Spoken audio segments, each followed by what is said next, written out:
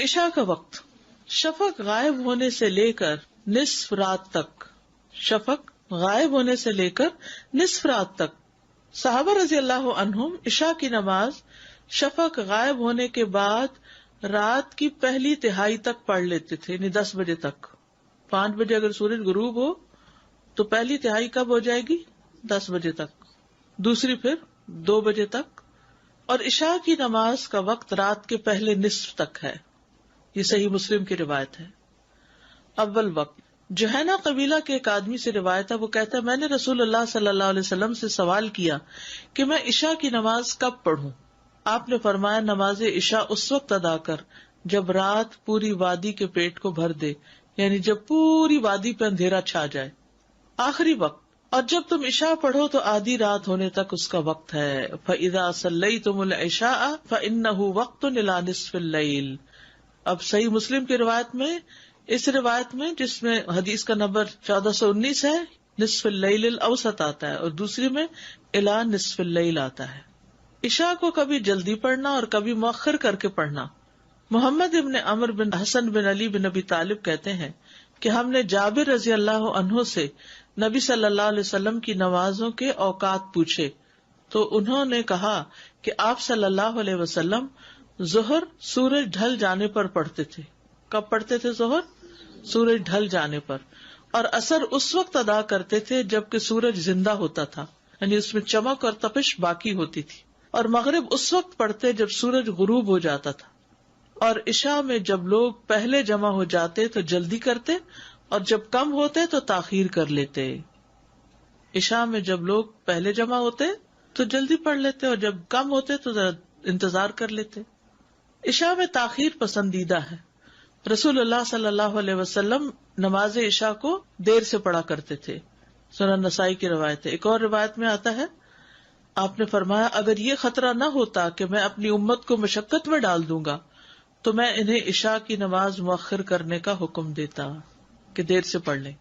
انس بن مالک سے روایت ہے، انہوں نے کہا نبی صلی اللہ علیہ وسلم نے عشاء میں ایک مرتبہ نصف رات تک تاخیر فرمائی، پھر اسے ادا کیا اور فرمایا لوگوں نے نماز پڑھ لی اور سو گئے، لیکن تم لوگ جب تک نماز کا انتظار کرتے رہے ہو نماز ہی میں رہے ہو، یعنی اتنا اجر ملا ہے تمہیں.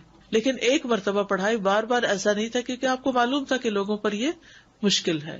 جو کام پر جاتے ہیں انہیں صبح اٹھنا ہوتا ہے، پھر نیند نہیں پوری ہوتی.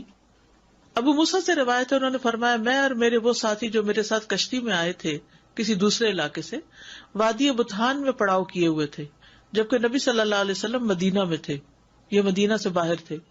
چنانچہ ہر رات عشاء کی نماز کے لیے ان میں سے چند آدمی نبی صلی اللہ علیہ وسلم کی خدمت میں باری باری حاضر ہوتے. ایک دن میں اور میرے ساتھی نبی صلی اللہ علیہ وسلم کی خدمت میں حاضر ہوئے تو آپ اس دن اپنے کسی کام میں مصروف تھے، اور آپ نے نماز عشاء میں اس قدر تاخیر فرمائی کہ آدھی رات ہو گئی. آخر کا نبی صلی اللہ علیہ وسلم باہر تشریف لائے اور انہیں نماز پڑھائی. اپنی نماز سے فراغت کے بعد آپ نے ان کے لیے فرمایا جو موجود تھے ذرا ٹھہرو، خوش ہو جاؤ، کیونکہ تم پر اللہ کی یہ نعمت ہے کہ اس وقت تمہارے علاوہ لوگوں میں سے اور کوئی نماز نہیں پڑھ رہا. یا فرمایا اس وقت تمہارے سوا کسی نے یہ نماز نہیں پڑھی. معلوم نہیں آپ نے ان دو باتوں میں سے کون سی فرمائی. ابو موسیٰ اشعری کہتے ہیں ہم لوگ رسول اللہ صلی اللہ علیہ وسلم کی یہ بات سن کر بہت خوش ہوئے اور واپس لوٹ آئے، کیونکہ اس میں ان صحابہ کی خصوصیت تھی. نماز کو نصف رات سے آگے نہیں لے جانا، مؤخر نہیں کرنا.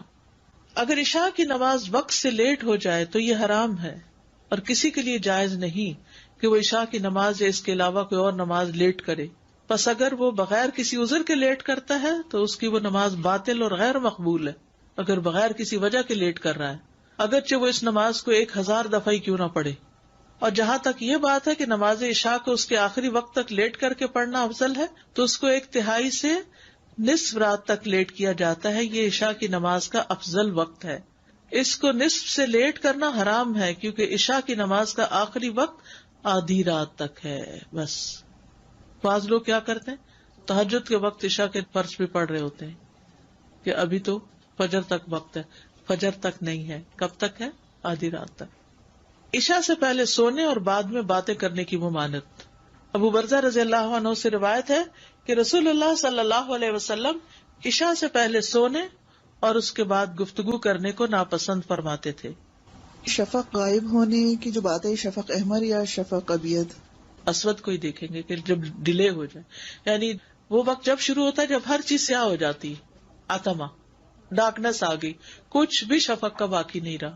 اب یہاں پر مسئلہ یہ ہے کہ گرمیوں میں کیا ہوتا ہے، روشنی جا کے نہیں دیتی، اندھیرا ہوتا ہی نہیں، کیونکہ عشاء کی نماز اندھیرے کی نماز ہے. تو اب اس میں مجبوری ہے، کچھ جگہوں پر تو اس سے بھی زیادہ روشنی رہتی ہے، اور آگے نارتھ کی طرف چلے جائیں تو وہ تو پھر ایکسیپشنل صورت ہے. ادروائز جو حکم ہے عام طور پر جیسے سعودی عرب کے اندر یا مڈل ایسٹ کے اندر تو اندھیرے کا ہی وہ کیا جائے گا.